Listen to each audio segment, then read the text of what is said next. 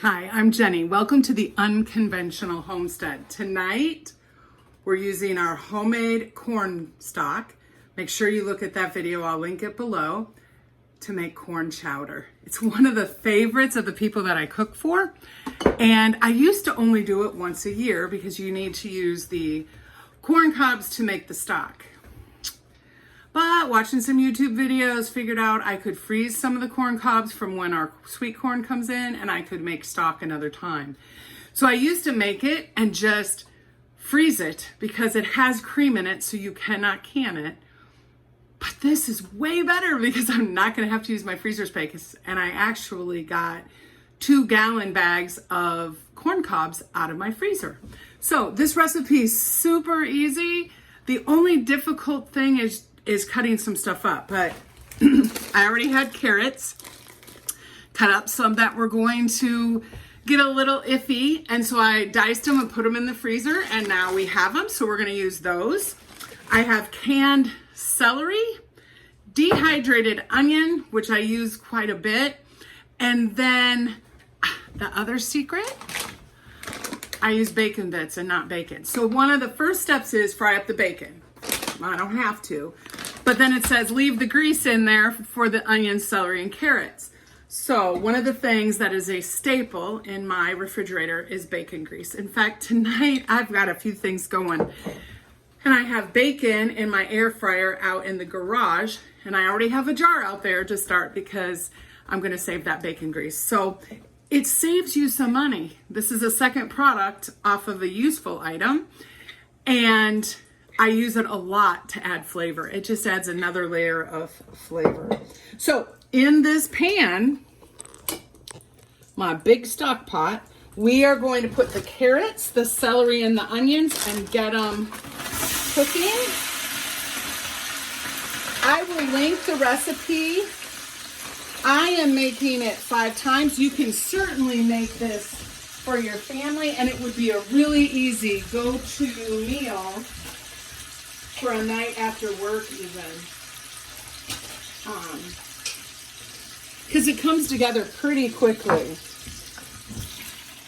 So this is the canned celery that I did this year. I don't know if I've mentioned on here, but my goal for this year was 1,200 jars canned.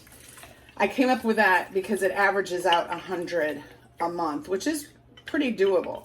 I'm fairly close, but it is December 15th. So I'm not going to rush and do 100 jars in the next 2 weeks, but it's going to be really, really close. So, but I'm loving that I'm using the jars because you spend so much time during harvest season, and I do it year round, but during harvest season canning, I'm glad that we are getting to use them as well. So tonight we're using 6, 7, 8, 9 jars from our pantry.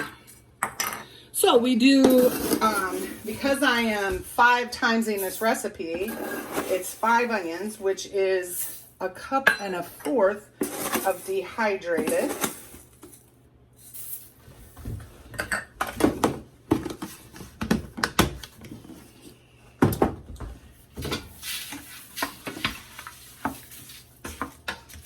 So really, because the carrots were frozen and the celery was canned, the onions are what we're waiting for to kind of get a little hydrated and that.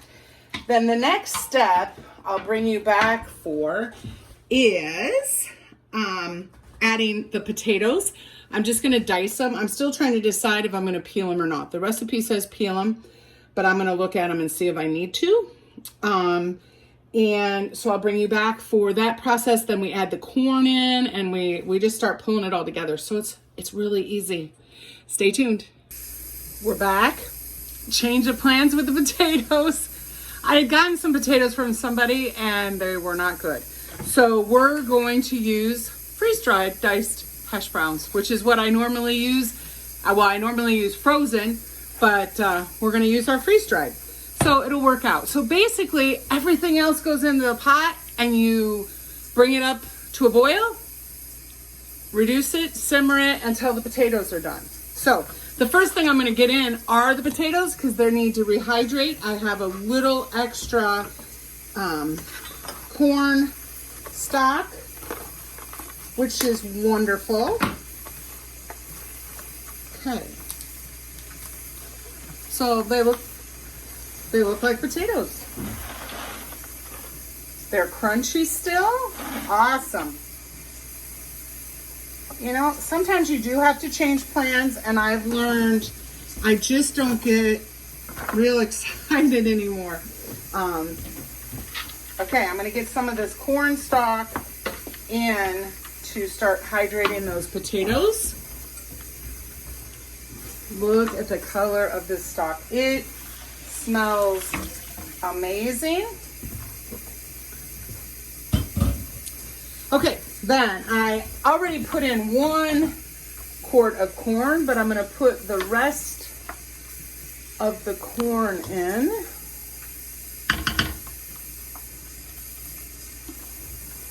It's the star of the show. If you haven't already figured, there's no meat in this. So, for me, it's fairly inexpensive because I'm using carrots I actually got from my mom. Celery was on sale when I canned it. Dehydrated onions, it's not more than a few dollars for what we used. The corn was from our garden. I did have to buy the cream, but it's just the, you know, I don't really count the electricity to make the broth, but some people do, and I suppose if ours gets to be real expensive, we'll have to figure that in. But we have cream and non-fat milk powder going into this, and bacon bits. That's it. So it is a pretty reasonable, and people, again, I'm going to say this, people love it. So I hope you will give it a try, at least a small batch. And again, remember that if you don't have corn cobs to make the corn broth, you can use a vegetable stock. You could use chicken stock, or you could wait until next summer when you get corn cobs.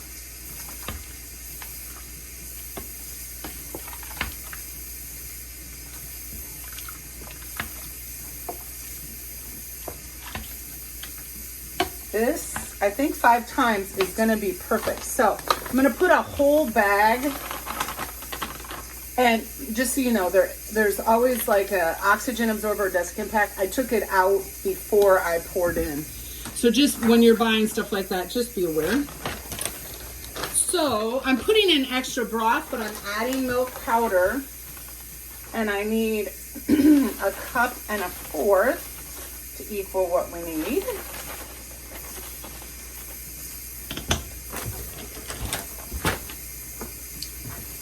And 3 tablespoons salt. I'm gonna do 2, and then I'll taste the broth.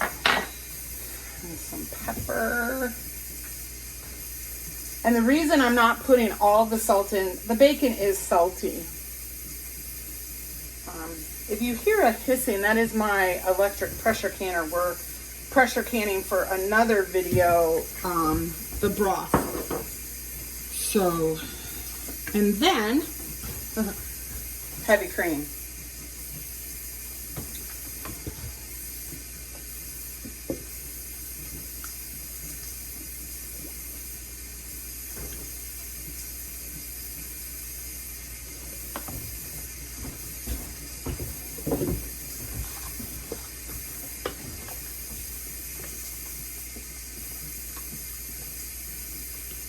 So we have some more stock that goes in, but that's all of our ingredients. So not bad.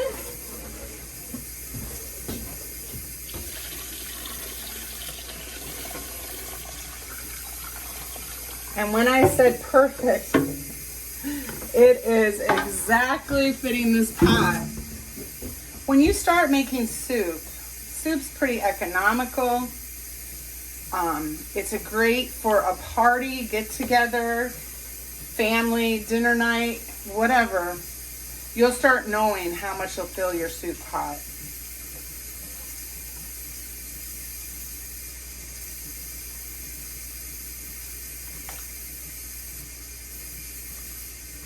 We have it's just 8 people this week that we deliver food to. So I will be giving them larger containers because over the next 2 weeks with the holidays, you know, they may need an extra meal.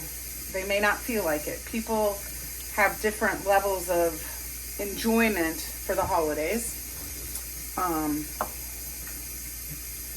So I want to make sure they have plenty of food. But the other thing is this will allow us to have some in our freezer if there's someone that we hear needs an extra meal. That's what we'll do. So I want to take the sniff test. Oh my goodness, if you guys could smell this. It is just amazing.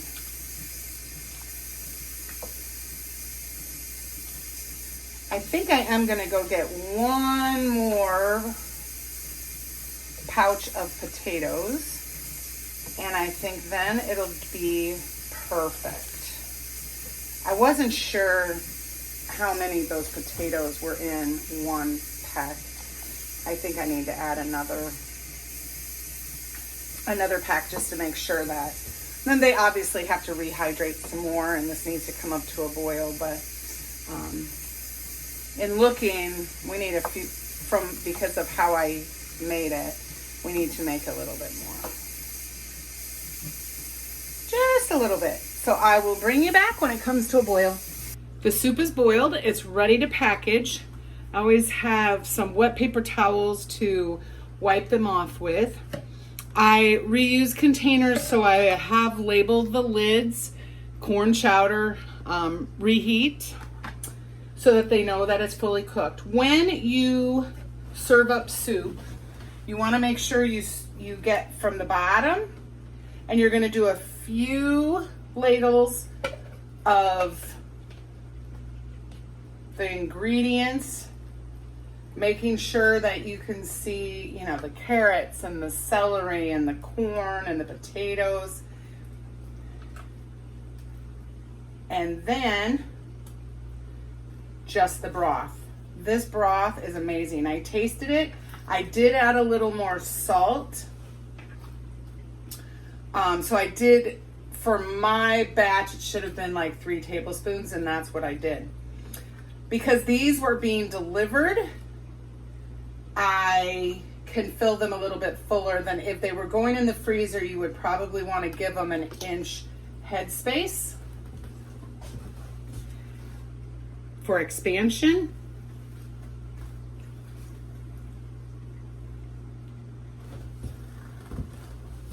And what I do is I put these on a cookie sheet and I put them out in my garage because it's cold right now here. And they will cool tonight for a few hours, and then I will cover them and put them in the refrigerator.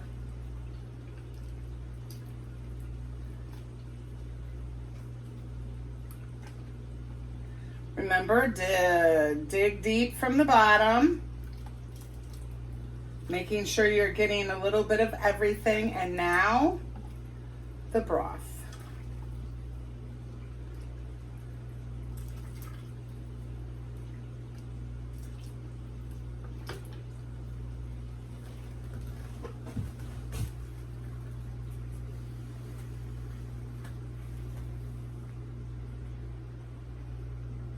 Beautiful. They are going to love this. It'll be great reheated. I'm going to scoop it all up, and then I'll come back and let you know how many servings I got from my 5 batches of soup.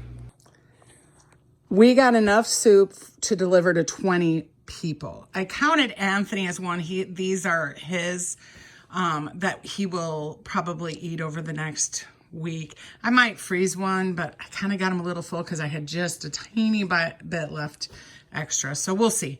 But these would go to a couple.